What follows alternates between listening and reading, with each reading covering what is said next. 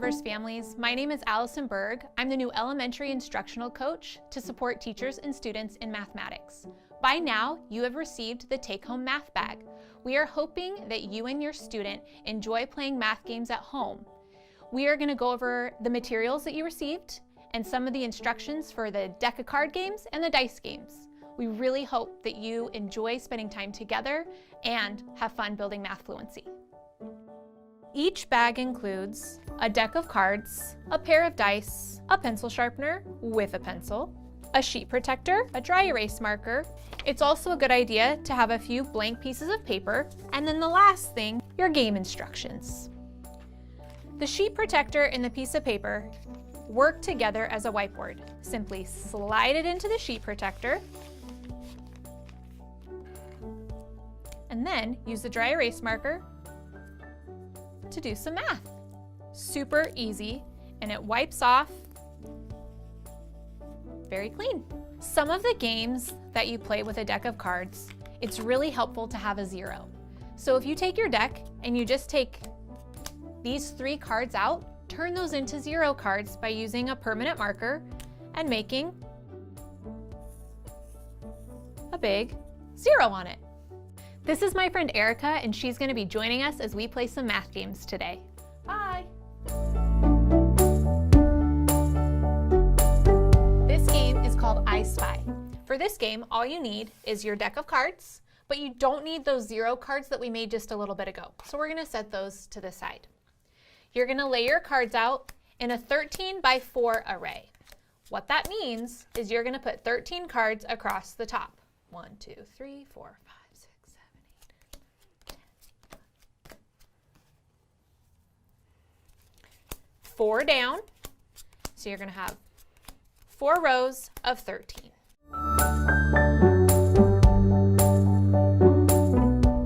Got our 13 by 4 array. We're going to take turns and we're going to spy math facts on the game board. It can either be addition math facts or multiplication math facts. You want to make sure the math fact is side by side, or it can go up and down. So we're going to get started, and I'm going to spy a math fact first. Erica, I spy an addition fact that equals 11. 2 plus 9 equals 11. Good job. Now it's Erica's turn, and she's going to spy a math fact, and I'll try to find it. I have a couple questions first. Do the face cards equal 10? Yeah, all of the face cards, so jacks, queens, and kings, are all worth 10. And what about the aces? We're going to make that just a 1. Got it. I spy a multiplication math fact that equals 20. I know 2 different ways to make 20 in my head.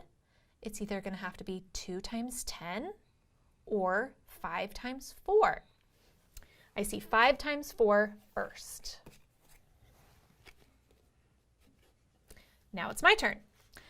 I spy a math fact, an addition math fact that equals 17.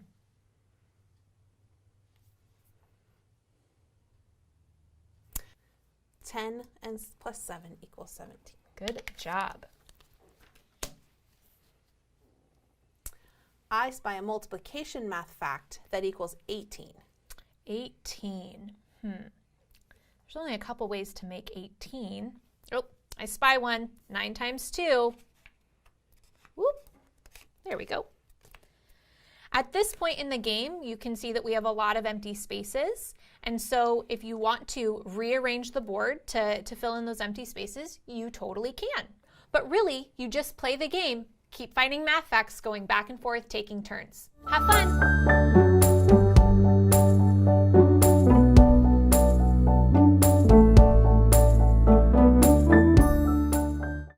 The next game we're going to play is a card game called Make It Big.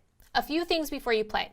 First of all, you can see in our deck of cards that we got rid of all of the tens and face cards. The only cards we want to play with are the single digit numbers, so 0 through 9. The next thing you need to do is you need to take your whiteboard and you're going to make the game board. I'm going to say A up top for me because my name is Allie, and I'm going to put an E down here for Erica's game board. Our goal is to make the biggest 5-digit number we can. So you can see I have 5 blank spaces, and we're going to attempt to make the biggest 5-digit number we can. Each player gets 6 cards kept face down.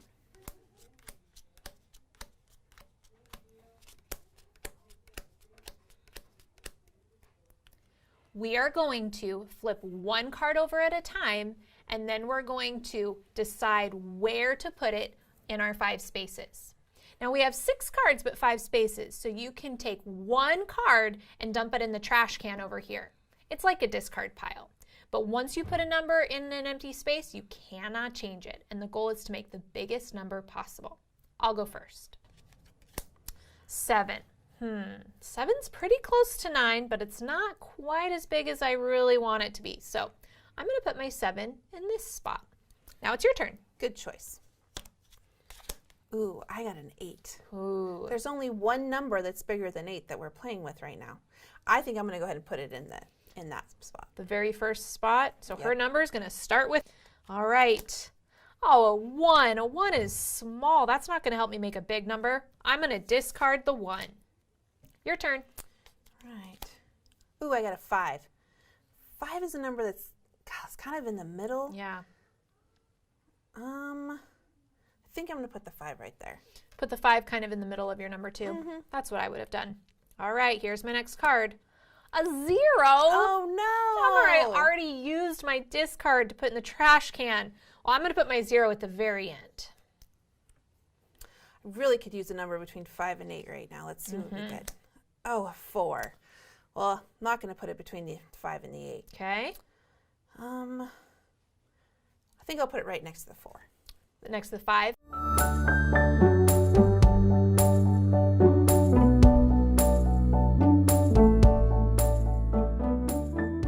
Oh, I got a 7 also.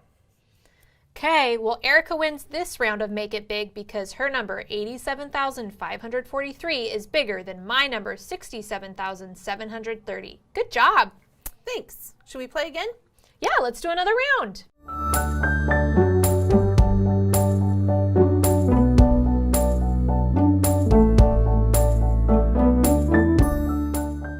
Is one of my favorite games. It's called Bump.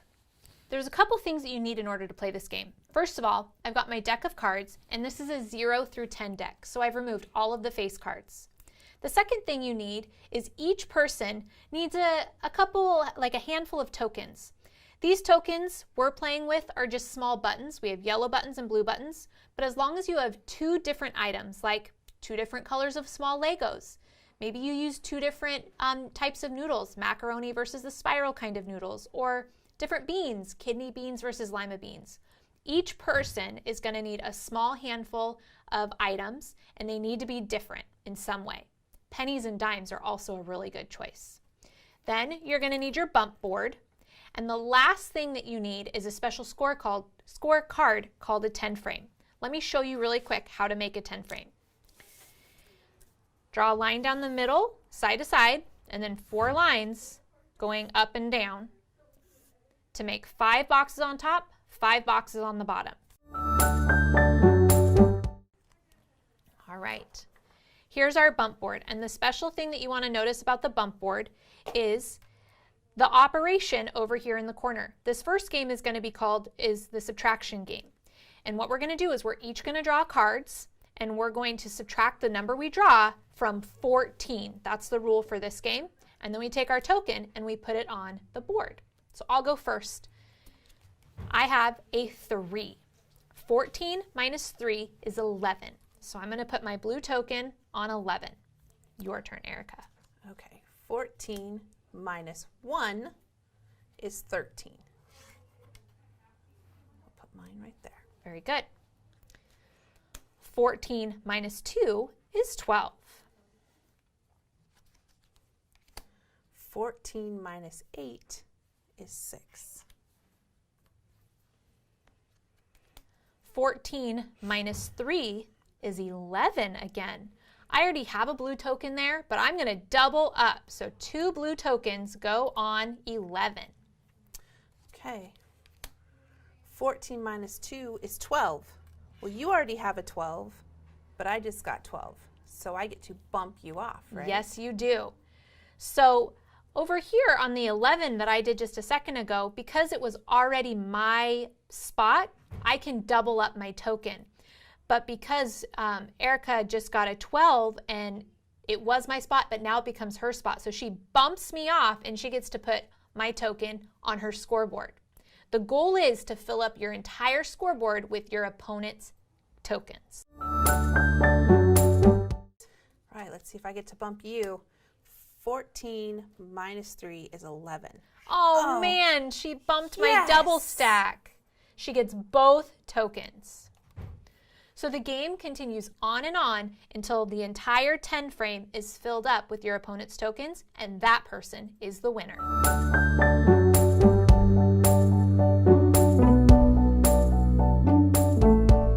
We're playing another version of Bump.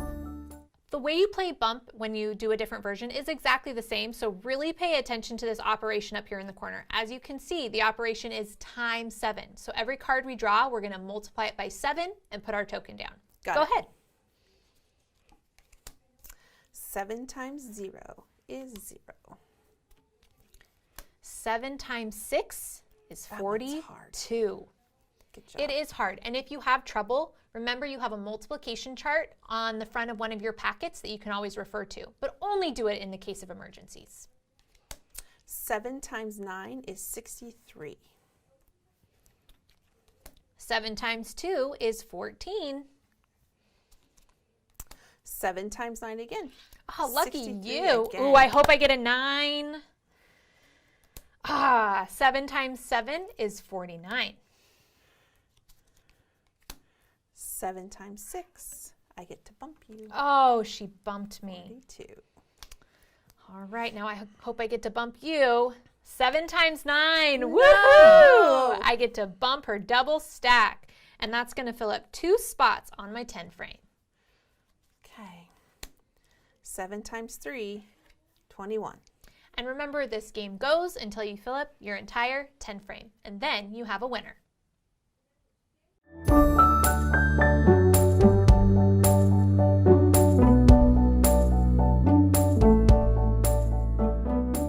This game is called Block Out, and instead of using a deck of cards, now we're going to use our 2 dice. You're also going to need the grid paper found at the end of your packet. I chose to put my grid paper in my sheet protector so that I could use my grid paper over and over instead of just use it for one time of playing this game. I also grabbed the dry erase marker so we could use it to write on the grid paper. What we're going to do is we're going to take turns and we're going to roll the dice, and then we're going to draw a rectangle on the grid paper that matches with our dice. Check it out. I rolled a 4 and a 1. That means that I'm going to draw a rectangle on my grid paper that is 1 by 4. I'm going to start up here in the corner. And I'm going to, as best I can, even though my rectangle is super skinny, draw my initial on the inside of it. An A for Allie, so that I know that rectangle belongs to me. Erica's going to go, and she's going to put an E inside her rectangle. All right, let's see what I get. Ooh, that's a big one. 6 by 6. I think I'm going to start down here. And you can start anywhere on the board, so it's totally okay that she's starting in another corner. And she's double checking. Good move. And now she's going to connect it, and that is her big rectangle. Nice job. And now it's my turn to go. 3 by 6. Ooh, you've already got one that was 6, so I'm just going to add to it, and I'm going to do 3 right here. And this one is mine. Nice. Okay. Oh man! Yes! Another 6 by 6. I like how you're double checking every time. All right. 6 by 2. 6 must be our lucky number in this game. Must be. I'm going to do it right here. As you can see, we're going to probably have some gaps in our board. Not everything is going to match up perfectly, and that's okay. The game continues until we can't fill in any more rectangles, so we just keep going back and forth, back and forth. And then once we feel like our game board is done and we can't fit any more rectangles there, we count up how many squares we filled in, and whoever had the most area is the winner. Awesome.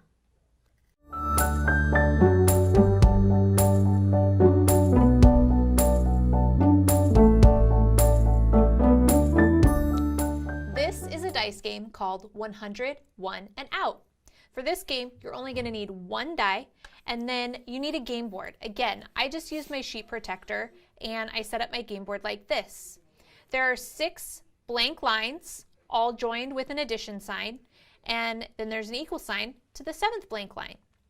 The goal of this game is to get to 101 points without going over. If you go over, you lose. So we're going to take turns rolling the dice. And each time we roll it, we're going to decide where we want to put it on the 6 addition lines. And it can either count as its amount in the ones place, or we could make it the tens place. So if I rolled a 4, it could count as a 4, or it could count as 4 tens, which makes 40. Once we make that decision, that's what we're going to write on our addition lines. I'll go first. I got a 4. How funny is that? I'm going to say that that is worth 40 instead of just 4. And I'm going to put that on my first line right there. So right now, my score is 40. I'm trying to get to 101 without going over. Now it's your turn. I got a 6. I think I'm going to do 60. Okay, so she's going to start as a 60. All right, my turn. Ooh, I got a 6 too. If I make that 6 worth 60, then it would be 40 plus 60, which is already 100. Right. I've got to say it's just worth 6, not 60. So what's your total right now? My total so far is 46. Okay, here we go. Ooh, I got a 5. So if I made that a 50, 60 plus 50 is 110, and I automatically lose. So I need to make that a 5. Good job. My total right now is 65. Ooh, I got a 5 too. Again, if I make it worth its tens number, that's too much. So I've got to play it with just a 5 as well. So I have 40 plus 6, which makes 46, plus 5 more, which makes 51. Good job.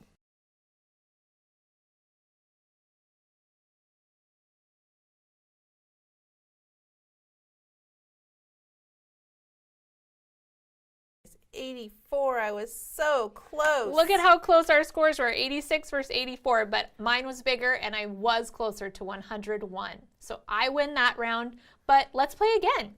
Sounds great.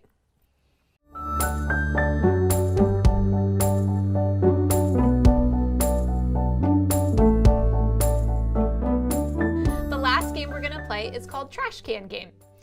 The game board is already part of your packet, so just slide it right in your sheet protector and you've got it good to go.